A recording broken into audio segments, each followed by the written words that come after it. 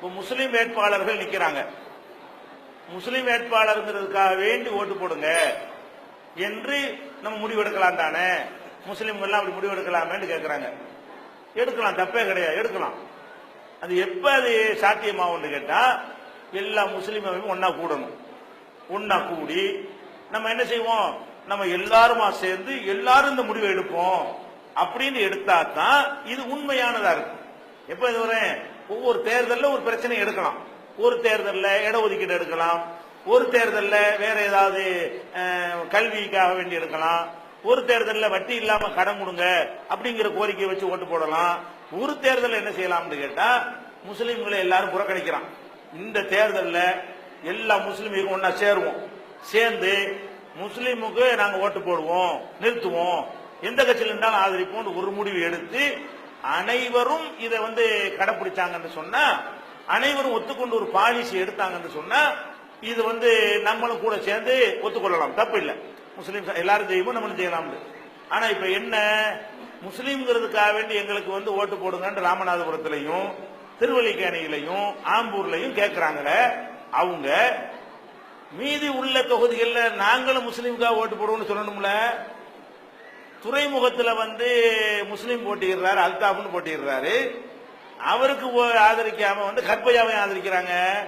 அப்ப முஸ்லீம்களுக்காக எங்களுக்கு ஓட்டு போடுங்கன்னு சொல்லக்கூடியவங்க அவங்களும் அது மாதிரி நடக்கணுமா இல்லையா? துறைமுகம் தொகுதியில அல்தாப்ங்கிறவர் நிக்கிறாரு, அல்தாப் முஸ்லீம் ஓட்டு போடுங்க, பலகற்பையாவுக்கு ஓட்டு போடாதீங்கன்னு அவங்க சொல்லணுமா இல்லையா? அவங்க என்ன சொல்றாங்க, பலகற்பையாவுக்கு ஓட்டு போடுங்கள், முஸ்லீம் என்று பார்க்காதீர்கள். யார் சொல்றா? முஸ்லீம்ங்கிறது ஓட்டு போடுங்கன்னு கேட்கிறாங்களே அவங்க சொல்றாங்க. எப்படி சொன்னாங்க, நீங்க பலகற்பையாவுக்கு ஓட்டு போடுங்கிறாங்க. ஆயிரம் விளக்குங்கிற பகுதியில ஜின்னாண்டு ஒருத்தர் போட்டியிடுகிறாரு, அவருக்கு போடாம வளர்மதிக்கு ஓட்டு போடுங்கிறாங்க. அப்ப ஜின்னா முஸ்லீமா வளர்மதி முஸ்லீமா? இதை கேட்கிறவங்க யாரு தெரியுமா? முஸ்லீமுக்கு ஓட்டு போடுங்கிறவங்க. முஸ்லீமா இருக்கனால எங்களுக்கு ஓட்டு போடுங்கன்னு சொல்றவங்க. அப்ப அசன் முகமது ஜின்னாவுக்கு ஓட்டு போட வேண்டியதானே, அவருக்கு போட மாட்டேன் அப்படின்னு சொல்லக்கூடிய காட்சியை நீங்க பாக்குறீங்க. இப்படி அதே மாதிரி கிருஷ்ணகிரியில செய்யதுன்னு ஒருத்தர் போட்டிடுறாரு, அவருக்கு ஆதரிக்க வேண்டியதானே, அவர் முஸ்லீம் தானே, அவரை எதிர்த்து போட்டியிடக்கூடிய ஆளுக்கு ஆதரிக்கிறாங்க. அதே மாதிரி விடுதலை சிறுத்தைகள் யூசுப்னு ஒரு ஆள் போட்டிடுறாரு, அவரை ஆதரிக்காம யார் இவங்க அவருக்கு எதிராக உள்ள ஆள் என்ன செய்யறாங்க, ஆதரிக்கிறாங்க. தஞ்சாவூர்ல உபைதுல்லா போட்டிடுறாரு, உபைதுல்லாவை ஆதரிக்காம யார் ஆதரிக்கிறாங்க, உபைதுல்லாவுக்கு எதிராக இருக்கக்கூடிய அந்த முஸ்லீம் அல்லாதவரை ஆதரிக்கிறாங்க. யாரு? இந்த எங்களுக்கு முஸ்லீம்களுக்காக 3 தொகுதியிலையும் ஓட்டு போடுங்கன்னு சொல்றாங்களே அவங்க முஸ்லீம்களுக்காக ஓட்டு போடாதீங்கிறாங்க. பாலிசி எடுத்த நீன் கரெக்டா இருக்கணும்ல, பரஸ்பரமா இருக்கணுமா இல்லையா? பாளையங்கோட்டையில மைதீன் கானுக்கு ஓட்டு போடாதீங்க, அவரை எதிர்த்து நிக்கிற முஸ்லீம் எல்லாரும் ஓட்டு போடுங்கிறாங்க. பாளையங்கோட்டையில மைதீன் கான் நிக்கிறாரா இல்லையா, அவருக்கு ஓட்டு போடணுமா இல்லையா? அவருக்கு போட மாட்டேங்கிறாங்க. நாகப்பட்டினத்துல முஸ்லீம் லீக்ல இருந்து ஒருத்தர் நிக்கிறாரு, அவருக்கு போடாதீங்க, அதிமுக வேட்பாளருக்கு என்ன செய்யுங்க, ஆதரவு கொடுங்கிறாங்க. வாணியம்பாடியில அப்துல் பாசித்னு ஒருத்தர் நிக்கிறாரு, அவருக்கு போடாதீங்க, நம்ம அதிமுக தான் போடணும். அப்ப அவங்க 11 தொகுதியில முஸ்லீமுக்கு போடாதீங்கன்னு சொல்லுவாங்களாம், 3 தொகுதியில மட்டும் நம்ம மட்டும் என்ன செய்யணுமா, முஸ்லீமுக்கு போடணும். என்னங்கிற இது என்ன நியாயம்? இது எந்த ஒரு நியாயம் இது? அப்படி முடிவெடுத்தா நம்ம ஒத்துக்க ரெடியா இருக்கிறோம். என்ன செய்யணும், நாங்கள் இந்த 11 தொகுதியிலையும் கூட்டணியை மறந்துவிட்டு முஸ்லீமுக்காக ஓட்டு போடுகிறோம் டிக்ளேர் பண்ண சொல்லுங்க, நாங்க உடனே நாங்க டிக்ளேர் பண்றோம், நம்ம டிக்ளேர் பண்ண ரெடியா இருக்கோம். வழங்குதா? அப்ப எப்ப செய்யணும், ஒப்பந்தம் எல்லாருமே இருக்கணும். முஸ்லீமுக்கு போடுறதுன்னா நீனும் நானும் ஒத்துக்கிட்டாதான் அது அக்ரிமெண்ட் தானே, பரஸ்பரமா இருக்கணுமா இல்லையா? முஸ்லீமை தோக்கடிக்கிறதுக்கு 11 இடத்துல முஸ்லீமை தோக்கடிக்கிறதுக்கு வேலை செஞ்சிட்டு இருக்கிறாங்க. அவங்களுக்கு எதிராக வேலை செஞ்சா மட்டும் முஸ்லீமை எதிர்க்கலாமா? ஒரு முஸ்லீம் போவதை நீங்கள் தடுக்கலாமான்னா அதை அவங்க கேட்க இயலுமா? அவர்களை கேட்கறதுக்கு எந்த விதமான காரியம்? நம்ம 3 தான் எதிர்க்கிறோம், அவங்க 11 எதிர்க்கிறார்கள். நம்ம 11ல முஸ்லீம் ஆதரிக்கிறோம், அவங்க என்ன செய்யறாங்க, 3 தான் ஆதரிக்கிறாங்க, மற்ற 11 தோக்கடிக்கிறதுக்கு பாக்குறாங்க. 11 பெருசா 3 பெருசா அப்படின்னு பார்க்கணும் ஒண்ணு.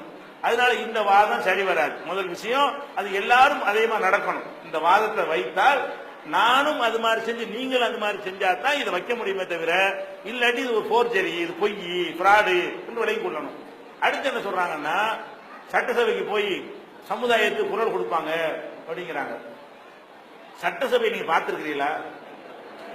இல்ல வெளியே போய் பார்வையாளர் கேலரியில இருந்தாலும் பார்த்திருக்கிறீங்களா? சட்டசபையில குரல் கொடுக்கிறேன்னு ஒரு அறிவு உள்ளவன் சொல்லுவானா? சட்டசபையில வாயை துறக்க இயலாதுங்க. பெரிய பெரிய கட்சிக்காரனே வாயை துறக்க இயலாது. சபாநாயகர் குண்டு கட்ட வெளியே தூக்கி போட்டுருவாரு. ஆளுங்கட்சிக்கு ஜால்ரா அடிச்சா ஒரு 5 நிமிஷம் தருவாங்க. அல்லது பெரிய எதிர்கட்சி தலைவராக இருந்தாருன்னு சொன்னா அவருக்கு தருவாங்க. அல்லற சில்லறையா இருந்தான்னு வைங்க, எந்திரிச்சுக்கிட்டு ஏதாவது அன்று கோயமுத்தூர்ல இருந்தாலும் வெளியே மைக்கா பண்ணி போடுவாங்க. பேச இயலுமா? என்ன குரல் கொடுக்க போறீங்க? இந்த இடஒதுக்கீடு எல்லாம் வாங்கணுமே, சட்டசபையில போயா வாங்கணும்? சட்டசபைக்கு போய் தான் 3% வாங்கணுமாண்டேன். சட்டசபைக்கு போகாம தான் வாங்கியிருக்கிறோம். 3% இடஒதுக்கீடு வாங்கணுமே. சட்டசபைக்கு போகாம இருந்தால் போராடி சாதிக்கலாம். சட்டசபைக்கு போனா அவங்களுடைய கண்ணசைவுக்கு தகுந்தவாறு எந்த கட்சியில கூட்டணியா இருக்கிறாங்களோ, அதிமுக கூட்டணி வச்சுக்கிறீங்களேன், அவங்க வெளிநடப்பு செஞ்சா அவங்களுக்கு பின்னாடியே வருவாங்க. என்ன செய்ய? இதான் வெளிநடப்பு, இதான் மேட்ரு. அவங்க பேச சொன்னது பேசுவாங்க. இது எங்களுக்கு தெரியாத சட்டசபையா? இது சம்பாதிக்கிறதுக்கு போறாங்க, சொல்லிக்கிறது சமுதாயம் உண்டு. சட்டசபையில போய் எவனும் சமுதாயத்தை பத்தி பேசுனது கிடையாது. நீ என்ன இன்னைக்கு 3 பேர், அன்னைக்கு 30 பேர் இருந்தா அப்பவும் பேசல. 30 பேர் சட்டசபையில இருந்தானே, அந்த காலத்தில் நமக்கு இடஒதுக்கீடு பத்தி பேசல, வாங்கி தரல. நீ 3 பேருமே பேசிட்டு போறீங்களா? சட்டசபைக்கு போறோம்னா சம்பாதிக்கத்தான விளைவிக்கிறங்க. சும்மா சொல்றோம் உங்களுக்காக அங்க போய் குரல் எழுப்ப போகிறோம், அப்படி உரிமை குரல் ஒழிக்க போகிற சட்டசபையில. அதெல்லாம் ஒரு காலத்தில் ஒழிச்சது கிடையாது. அதெல்லாம் இந்த அரசியல் 30 இருந்தாங்களே, அவங்க எல்லாம் சீன விட்டான காலத்துல ரோட்ல இறங்கி போராடி 3 வாங்கியிருக்கோம். இன்ஷால்லா 5 வாங்க போறோம். அப்ப போராட்டத்தின் மூலமாகத்தான் இந்த மக்களுக்கு கல்வி, வேலை வாய்ப்பு எல்லாத்தையும் வாங்கி கொடுத்துட்டு இருக்கமே தவிர சட்டசபையில வாங்க முடியாது. சட்டசபைக்கு ஒரு நாள் போய் அந்த கேலரியில உட்கார்ந்து பார்த்துட்டு வாங்க என்ன நடக்குதுன்னு சொல்லிட்டு. சட்டசபையில உரிமை குரல் கொடுக்கலாம்னு உங்களால சொல்ல இயலுமா? ஒண்ணும் பண்ண, சும்மா சொல்றாங்க. சட்டசபைக்கு போறலாம் என்னது, அவங்களுக்கு ஏதோ வாரியங்க அந்த மாதிரி சில விஷயங்கள் சம்பாதிச்சுக்கணும், அவ்வளவுதான்.